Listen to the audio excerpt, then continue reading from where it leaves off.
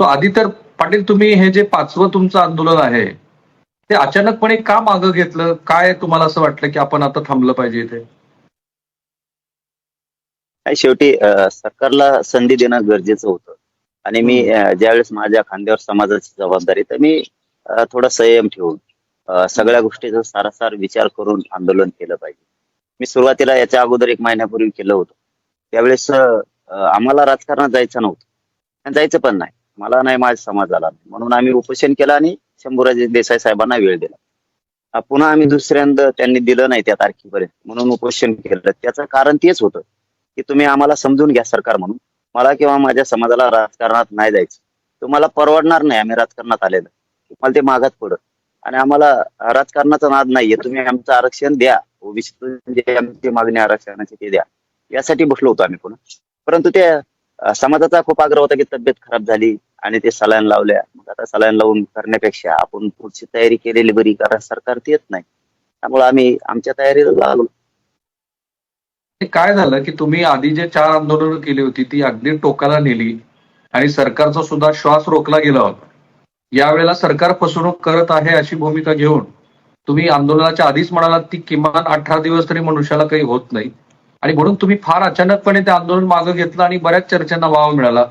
Specially Manoj Jarange Patil यांना आता विधानसभेच्याच निवडणुकावरती focus करायचा आहे असंही वाटायला लागलं.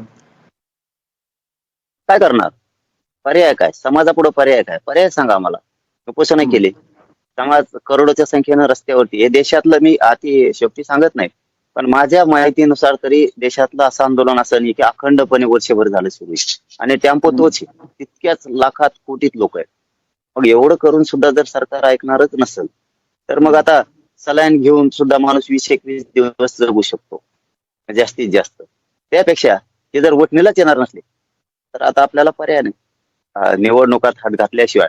कारण यांचा जीव कशात आहे? सत्तेत आहे आणि आमचा जीव आरक्षणात. आणि त्यांनी आमची नस ओळखली.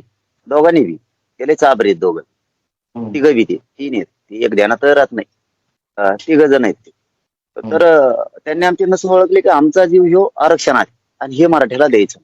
मग आता मराठ्याने ओळखली त्यांचा जीव कशात आहे? त्यांचा जीव खुर्ची ती सत्तेत. सत्ताच घालून टाकायची त्यांची, ठेवायची नाही. सत्ता घालवायची की सत्ता मिळवायची? त्यांची घातली म्हणजे आमचे आलेच ना. आमचेच सगळे तिथं. तुम्ही फार चतुर आहात. मनोज जरांगे पाटील, तुमचं आकलन ज्या लोकांनी केलं ना ते फार कमी पडले.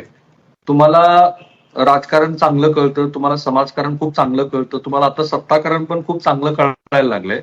आणि मी जेव्हा असं विचारलं की त्यांची घालवायची आपली आणायची का, तर तुम्ही असं म्हणत आहात की आपलेच आहेत. म्हणजे तुम्ही प्रत्यक्षात निवडणूक लढणार आहात की नाही? मी नाही. समाज गोरगरिबाला संधी द्यायची. कारण ही 70-75 वर्षातली पहिली लाट आहे. असं जे वयस्कर माणसं आहेत की त्यांना त्या काळात इंग्लिश येत. ते 4थी जरी शिकलं, 5वी-6वी शिकलं तरी त्या लोकांना पूर्वीच्या आजोबा पंजोबाला इंग्लिश बोलता येत होती. काही काही इतके चतुर होते. त्यांचं म्हणणं असं आहे आताच्या काळात की मनोज, सध्याची परिस्थिती तुला सांगतो की आम्ही 70-75 वर्षापासून जे बघतोय ना, तर लाटी आल्या. कोणाच्या तरी आल्या. कोणत्या राजकीय नेत्याच्या आल्या, कोणाची आली, भाजप झालं, काँग्रेस झालं की शाखा झालं की आमके तमके, ते कॉम्रेड काहीतरी होता नाही पक्ष कोणाचा, ते त्यांची आली. अशा खूप लाटी आल्या गेल्या. तर जनतेची लाट कधीच आली नव्हती. की आम्ही पहिल्यांदा बघतोय की सर्वसामान्य लोकांची लाट आली. याच्यात मराठा ताकदीने एकत्र आला. जो बलाढ्य समाज कधीच एकत्र येऊ शकत नव्हता, तो एकत्र आला. आणि सर्वसामान्य धनगरांपासून, मुस्लिमांपासून, दलितांपर्यंत, बाराबलुतेदार, ब्राह्मण समाजातले, गाव खेड्यातले बरं का, पण हे सगळे लोक आणि बंजारा समाज, दऱ्याखोऱ्यात राहणारे लोक, झोपडीत राहणारे लोक, हे एक झाले. हे पहिल्यांदा आम्ही बघतोय. हे नेता खुश नाही तुझ्यावरती, पण सर्वसामान्य सगळ्या जातीतल्या लोकांवरती जनतेची लाट आली आणि आता सत्ता परिवर्तन केलं पाहिजे.